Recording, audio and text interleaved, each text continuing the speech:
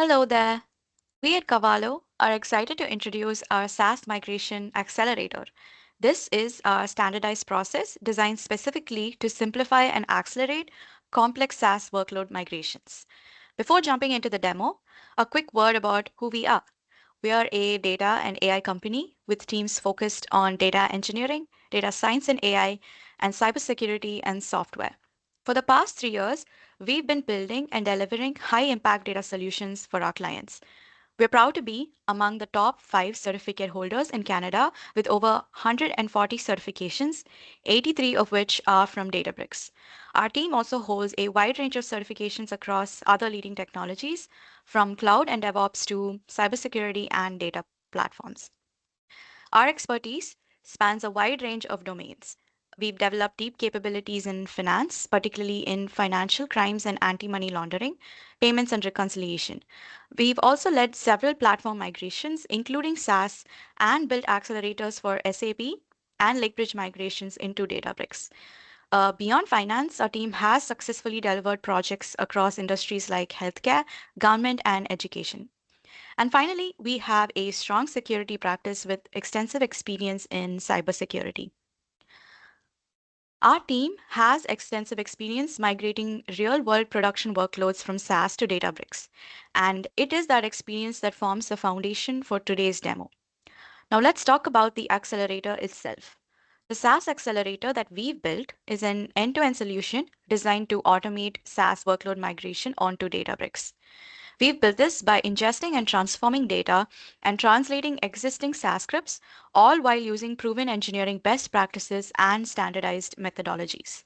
The outcome of this is a production ready and extensible tool that simplifies and accelerates migrations from SaaS to Databricks.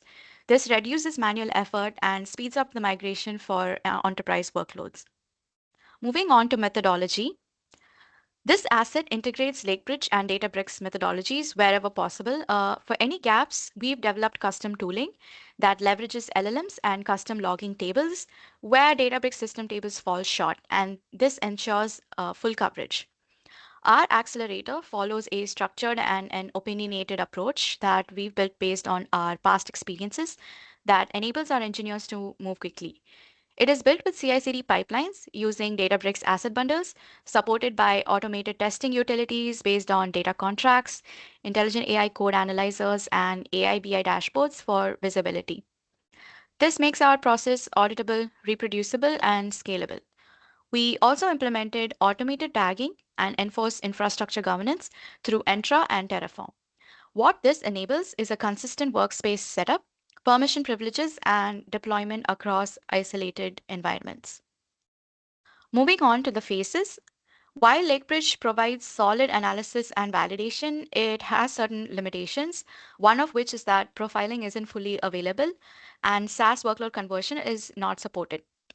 Cavallo Technologies fills these gaps by generating artifacts that enable workload profiling, and our accelerator enables complete migration by incorporating AI into our process under human supervision. Analysis and validation still leverage Lakebridge, giving a combined solution that is both reliable and fully functional for SaaS workloads. Let's walk through how the accelerator works in practice. Once the engagement begins, we align on languages and orchestration strategies with the client. During code conversion, we use Lakebridge Analyzer to prioritize workloads.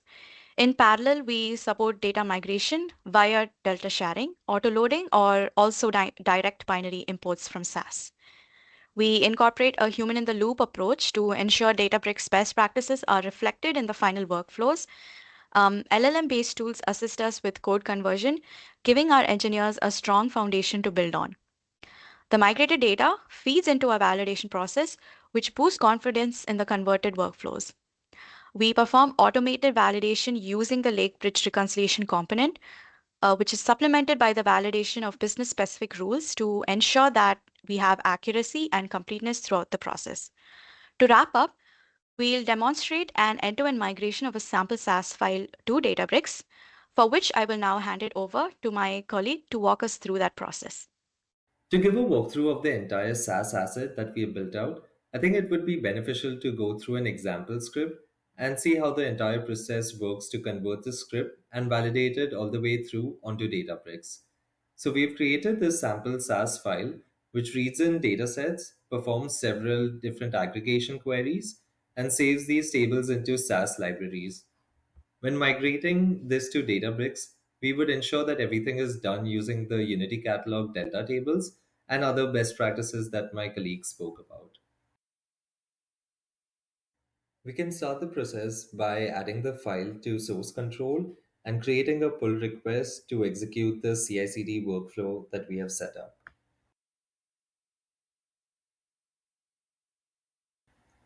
As part of the CI/CD workflow, I'd like to highlight the different steps that we perform to ensure consistent and robust deployments across environments.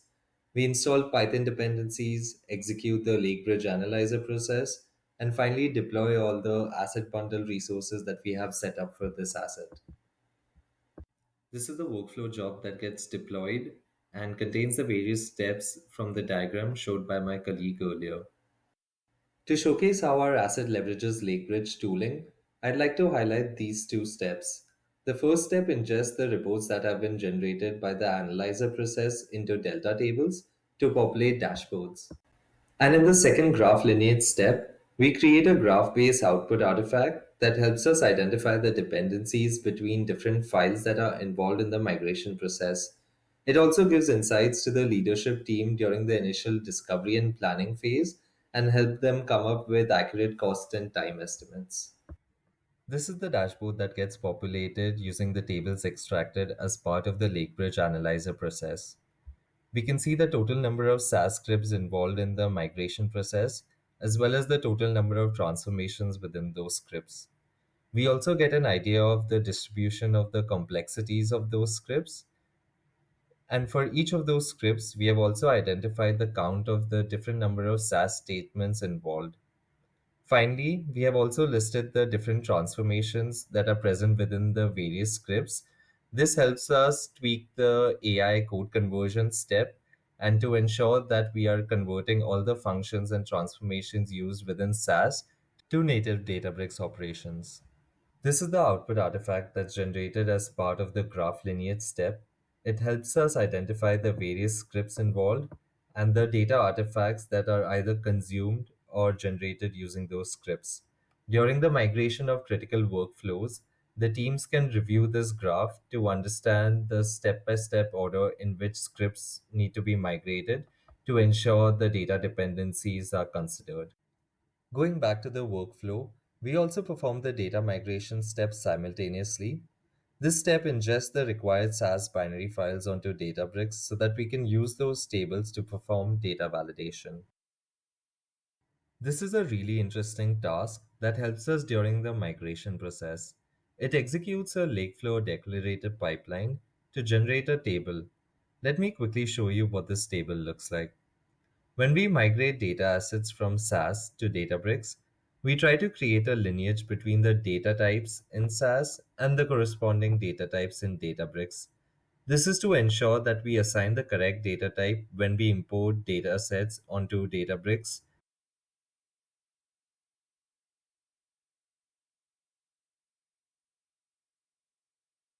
To perform AI code conversion, we first register a model in the Unity catalog, then perform the code intelligence step, which is finally followed by the actual code conversion process.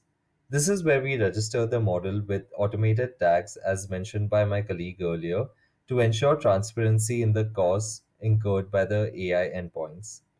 The code intelligence step assesses the SAS scripts and identifies the various categories of items present in the scripts to ensure that a developer addresses them early in the process and avoid future technical debts. We have utilized Lakeflow declarative pipelines in our previous project executing a large scale migration for a major bank. Before deploying these pipelines, it's critical to identify areas of concern, such as non deterministic behavior, operations that are not idempotent in nature, and potential performance bottlenecks. This dashboard provides early insights by leveraging an LLM to analyze the code and flag issues proactively. These insights are especially valuable during re-architecture efforts helping us mitigate risks before they impact production. In the code conversion step, we pass in the code intelligence items that were identified in the previous step as the input along with the original SAS scripts to perform a more accurate conversion to PySpark or the querying language of choice. This adds in a configuration at the start of the generated file, which parameterizes the relevant variables defined throughout the script. It also allows the developer to follow the best coding practices. It would be insightful to now show you a side by side view of the sample SAS and the generated PySpark file. We can see that different functions have been converted, and the various queries are now stored under unique variable names. This helps us write the tables finally to the Unity catalog.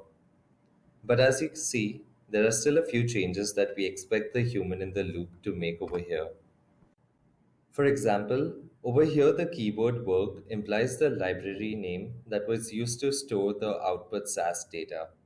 But as we know, while we migrate to Databricks, we would update this to a three-level namespace to store data under the Unity catalog. I can now show you what the converted script looks like after the human in the loop has been integrated into the process. They'd expect to make such changes to test the generated PySpark script on Databricks. So on the right-hand side, we see the file that was finally executed using our workflow. After the human in the loop had some time to go through the logic that was converted to PySpark and ensure that everything is as expected. We include a few Databricks job parameters over here because of the way we are orchestrating these workflows and individual tasks. In practice, we default to the orchestration method adopted by the client. Similarly, we add the catalog name and the schema name as relevant to our use case. As we are migrating tables, they can either be read from Unity catalogs or UC volumes as seen in this particular case. We primarily add only casting operations, and the main crux of the code where complex transformations have been converted remains unchanged. This implies that our code intelligence and code conversion step was able to convert the SAS language well. Similarly, over here, we are performing the casting operations again.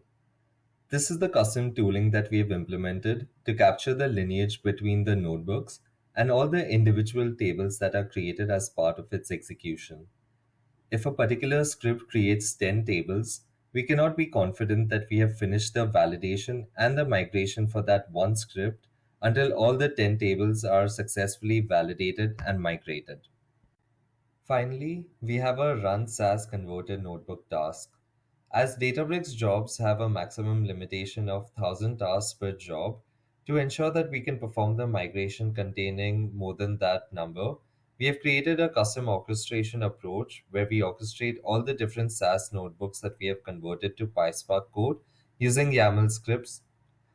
These scripts contain a very simple configuration to ensure that we are running only the required number of scripts. This tooling also allows us to switch out the scripts as required. To be clear here, this task is an artifact of us running this internally with tons of scripts to benchmark our migration asset. But on a real client engagement, we would create multiple jobs, split up based on the client needs, and follow their orchestration approach. Coming to the most critical step of our migration methodology, we have implemented a data validation process. Here, we mainly fall back to the Lakebridge reconciliation process, and where required, we also have a provision to incorporate custom validation functions to continue building the client's trust in the data. For the Lakebridge reconciliation task, the process would be similar as previously mentioned. The human in the loop validates a converted script, runs it on their local system to ensure that the script that they have worked on is executable. After the successful execution of the script, we can update the data validation config to ensure that all the tables that were generated as part of the script, so for example, the various query related tables over here, are part of the data validation workflow and undergo the required validation process. We also have a validation dashboard that gives us a global summary of what the migration looks like on a daily basis, which helps the leadership team track the progress. As you can see, you can identify the progress of the migration workflow, the number of tables that have been successfully migrated, the number of scripts that have been successfully migrated, and more. These scripts and tables are connected using the custom tooling that I mentioned earlier. We implemented this tooling mainly because we were not able to identify the notebooks that create the various tables using the Databricks system tables.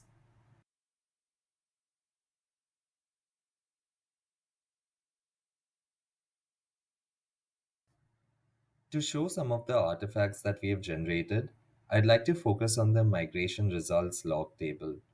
We are using service principals and Databricks Asset Bundles to deploy the jobs and the dashboard resources.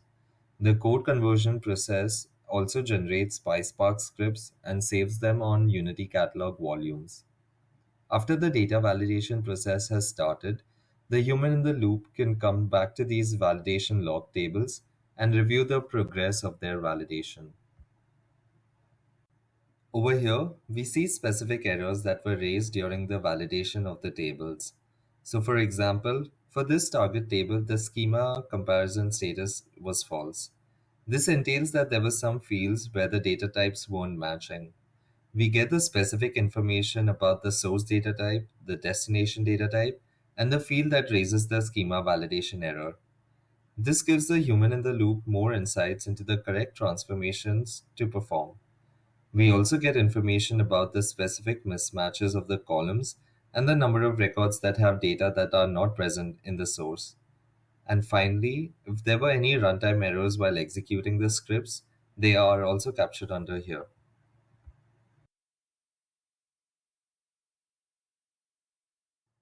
So initially, when I started the migration process for the script, I ran into multiple errors. That's why my validation was initially failing. This is when I go back to the script, make the required changes, and try to test it again. And over time, I was able to address all those issues that were identified within this table and successfully validate the script. And to show one final thing, the custom tooling that we have built adds tags to keep track of all the notebooks as well as the tables that they are generating. This is because the number of tables created to SAS script to notebook ratio is not always 1 to 1 to 1.